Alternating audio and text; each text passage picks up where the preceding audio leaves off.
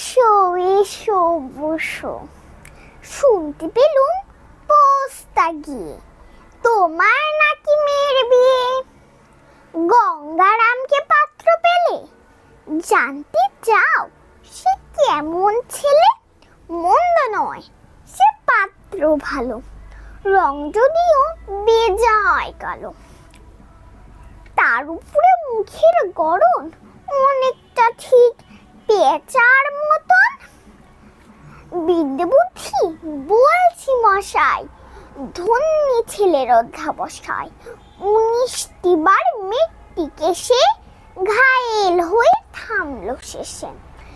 বিষয় আশয় গরিব বেজায়, কষ্টে সৃষ্টে দিন চলে যায়।